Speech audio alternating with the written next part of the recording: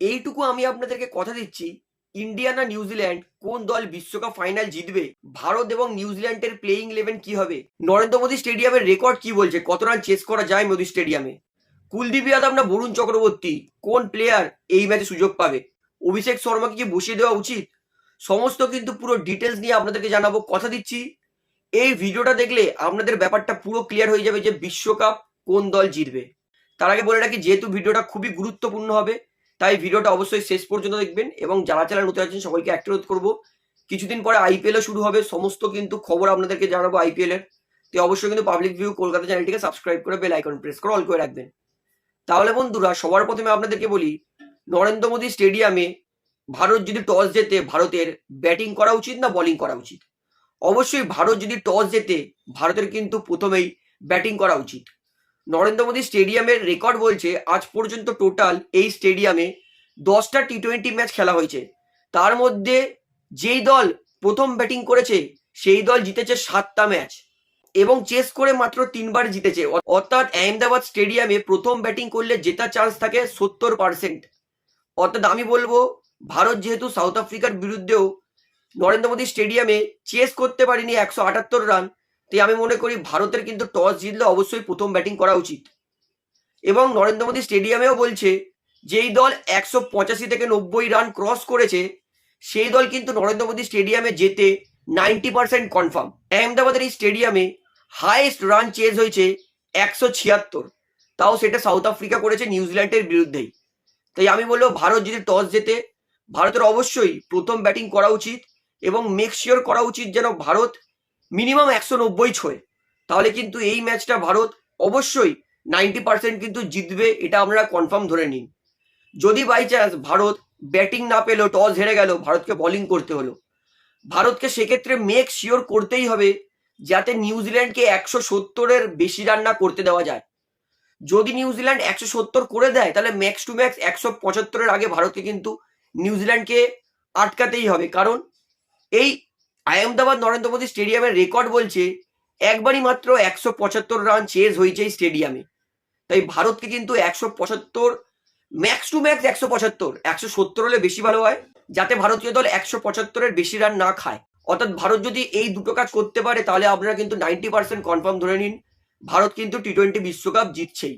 এইবারে আপনাদেরকে বলি, এই মুহূর্তে সবার মনে একটাই প্রশ্ন, ফাইনালে কোন স্পিন বোলারকে খেলানো উচিত, কুলদীপ যাদব না বরুণ চক্রবর্তী? সেটাও কিন্তু আপনাদেরকে পুরো ক্লিয়ার করে দিচ্ছি কাকে খেলানো উচিত। কুলদীপ যাদব তিনি নিউজিল্যান্ডের বিরুদ্ধে মোট টি20 ম্যাচ খেলেছেন 8টা, তার মধ্যে কুলদীপ যাদব উইকেট নিয়েছেন 9টা। কুলদীপ যাদবের স্ট্রাইক রেট মানে অ্যাভারেজ 21, মানে 21 বলে কুলদীপ একটা উইকেট নেয় এবং কুলদীপের ইকোনমি হচ্ছে 7.6, মানে ওই 7.5 রান করে প্রত্যেক ওভারে খায়। এবং বরুণ চক্রবর্তী নিউজিল্যান্ডের বিরুদ্ধে এই বিশ্বকাপ শুরু হওয়ার আগেই 5টা টি20 ম্যাচ খেলেছিলেন। সেই 5টা টি20 ম্যাচে বরুণ চক্রবর্তী অসাধারণ বল করেছেন, 10টা উইকেট নিয়েছেন। বরুণ চক্রবর্তীর স্ট্রাইক রেট 12, যেখানে নিউজিল্যান্ডের বিরুদ্ধে কুলদীপ যাদব 21 বলে একটা উইকেট নেয়, সেখানে বরুণ চক্রবর্তী 12 বলে একটা উইকেট নেয়। এবং বরুণ চক্রবর্তীর ইকোনমিও কিন্তু 5.10-এর, মানে তিনি 4 ওভারে এই 21 রান মতো দিয়ে 2টো উইকেট নেন। এটা নিউজিল্যান্ডের বিরুদ্ধে কুলদীপ আর বরুণ চক্রবর্তীর রেকর্ড। আহমেদাবাদ নরেন্দ্র মোদী স্টেডিয়ামে কুলদীপ আর বরুণ দুজনে 3টে করে টি20 ম্যাচ খেলেছেন, সেখানে কুলদীপ এই আহমেদাবাদ স্টেডিয়ামে উইকেট নিয়েছেন 5টা এবং কুলদীপের এই আহমেদাবাদ স্টেডিয়ামে ইকোনমিও ভালো 6.10-এর। উল্টো দিকে বরুণ চক্রবর্তী 3 ম্যাচে 3টে উইকেটই নিয়েছেন এবং এই আহমেদাবাদ স্টেডিয়ামে বরুণ চক্রবর্তী রান খেয়েছে 7.25, যেখানে 4 ওভারে কুলদীপ যাদব রান খরচ করেছে আহমেদাবাদ স্টেডিয়ামে 26 রান, সেই জায়গায় বরুণ চক্রবর্তী খরচ করেছে 4 ওভারে 30 রান এবং কুলদীপ যাদব কিন্তু উইকেটও বেশি নিয়েছে। তো এই দুই পরিসংখ্যান বোঝাচ্ছে যে কুলদীপ আর বরুণ দুজনেই কিন্তু একই রকম দুর্দান্ত বোলার। তবে যেহেতু বরুণ চক্রবর্তী তিনি বর্তমানে ভারতের হাইয়েস্ট উইকেট টেকার, ভারতের জন্য বিশ্বকাপে দুর্দান্ত বোলিং করেছে, তাই আমি মনে করি নিউজিল্যান্ডের বিরুদ্ধে রেকর্ড ভালো, তাই আমি চাইছি বরুণ চক্রবর্তীই খেলুক। তবে কুলদীপও খেলতে পারে, ভালো অপশন। তো এইবার গম্ভীর আর সূর্যকুমার যাদব ডিসাইড করুক যে তারা কুলদীপকে খেলাবে না বরুণ চক্রবর্তীকে খেলাবে। তো দুজনের তো পরিসংখ্যান জানিয়ে দিলাম, তো আপনার কি মনে হয় ফাইনালে কুলদীপের খেলা উচিত না বরুণের খেলা উচিত, সেটা আমাকে অবশ্যই কমেন্টে জানাবেন। সবার মনে আরো একটা প্রশ্ন, অভিষেক শর্মা কি ফাইনালে বসানো উচিত? তার আগে বলি নিউজিল্যান্ডের বিরুদ্ধে অভিষেক শর্মার রেকর্ড। বিশ্বকাপ শুরু হওয়ার আগে 5টা টি-20 যে নিউজিল্যান্ডের বিরুদ্ধে খেলেছিল ইন্ডিয়া, অভিষেক শর্মা অবিশ্বাস্যকর ভালো ফর্মে ছিল। নিউজিল্যান্ডের বিরুদ্ধে 5 ম্যাচে 182 রান করেছেন এবং স্ট্রাইক রেট 216, তার মধ্যে 2টো হাফ সেঞ্চুরি করেছেন এবং এভারেজও দারুণ 35-এর। অর্থাৎ নিউজিল্যান্ডের বিরুদ্ধে বিশ্বকাপ শুরু হওয়ার আগে দুর্দান্ত ফর্মে ছিল অভিষেক শর্মা। তাছাড়া অভিষেক শর্মা এই বিশ্বকাপটা তার পুরোপুরি খারাপ গেছে এটা কিন্তু এক ফোঁটাও সন্দেহ নেই। জিম্বাবুয়ের ম্যাচ ছাড়া তিনি কোনো ম্যাচেই রান করতে পারেননি। তো এর মানে কি ফাইনালে অভিষেক শর্মাকে বসিয়ে দেওয়া উচিত? পার্সোনালি আমি তো মনে করি যে না, অভিষেক শর্মা যেরকম ইম্প্যাক্ট প্লেয়ার, বিশ্বকাপ ফাইনালেও কিন্তু অভিষেক শর্মাকে খেলানো উচিত, যেটা আমি পার্সোনালি মনে করি। তো আপনার ধারণা কি অভিষেক শর্মাকে খেলানো উচিত কি উচিত না? এইবারে আপনাদেরকে বলি নিউজিল্যান্ড আর ভারতের প্লেইং 11 কি হবে বিশ্বকাপ ফাইনালে। সবার প্রথমে নিউজিল্যান্ড দলে আসি। আমি মনে করি নিউজিল্যান্ড সাউথ আফ্রিকার বিরুদ্ধে যেই প্লেইং 11টা খেলিয়েছিল, ফাইনালেও ভারতের বিরুদ্ধে ওই প্লেইং 11টাই খেলাবে। দলে এক ফোঁটা কিছু চেঞ্জ করবে না।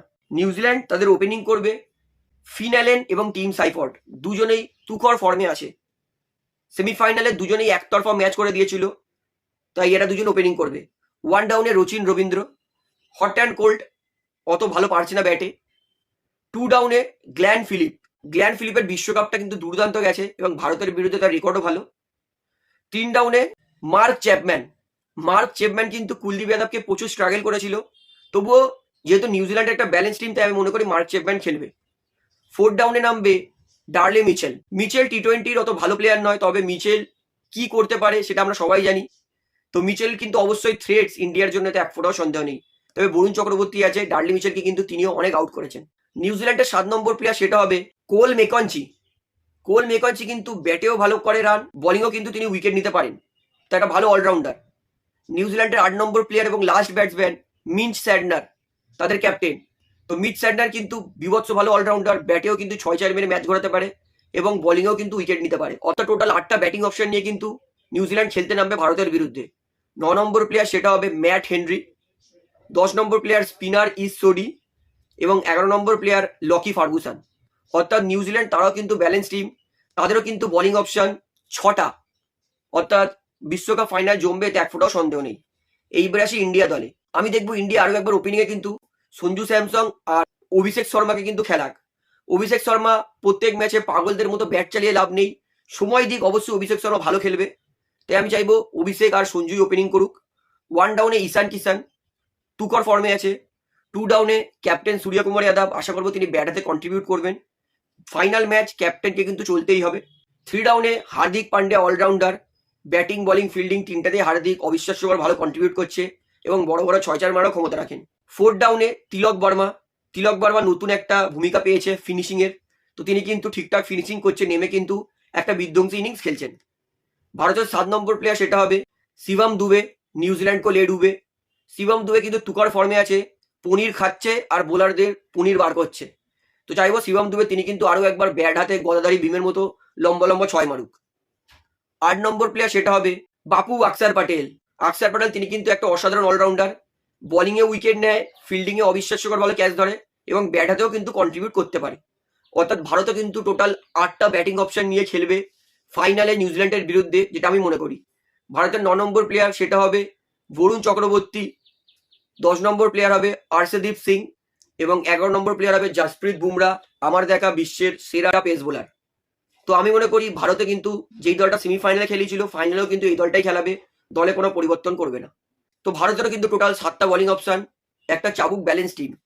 তো ভারত আর নিউজিল্যান্ড দুজনেই কিন্তু কাঁটায় কাঁটায় সমান দল, দুজনেই কিন্তু বিশ্বকাপ শুরু হওয়ার আগে একটা 5 ম্যাচের টি-20 সিরিজ খেলেছিল, দুটো দলই কিন্তু দুজনকে ভালো করে চেনে। তো বিশ্বকাপ জমজমাট হবে, লাস্ট ওভার থ্রিলিং হবে, এটা আমি মনে করি। এবং আমি চাইছি ভারত যেটা টস জিতুক, ফার্স্ট ব্যাটিং করুক, 190 করুক এবং বিশ্বকাপটা ঘরে নিয়ে আসুক। তো আপনার কি মনে হয় বিশ্বকাপ ফাইনাল কে জিতবে, কে তুলবে এই বিশ্বকাপের ট্রফিটা, ভারত কি ইতিহাস গড়তে পারবে, সেটা আমাকে অবশ্যই কমেন্টে জানাবেন। তো ভিডিওটা এখানে শেষ করছি, আশা করি ভালো লাগলো। তো ভিডিওটি ভালো লাগলে অবশ্যই লাইক করুন, কমেন্ট করুন, শেয়ার করুন এবং চ্যানেল ধরেন সকলকে অনুরোধ করে রাখবো, যেহেতু এখানে আপনারা খেলার সমস্ত রকম আপডেটস পেয়ে যাবেন, তারা অবশ্যই পাবলিক ভিউ কলকাতা চ্যানেলটিকে সাবস্ক্রাইব করে বেল আইকন প্রেস করে অল করে রাখবেন। ধন্যবাদ।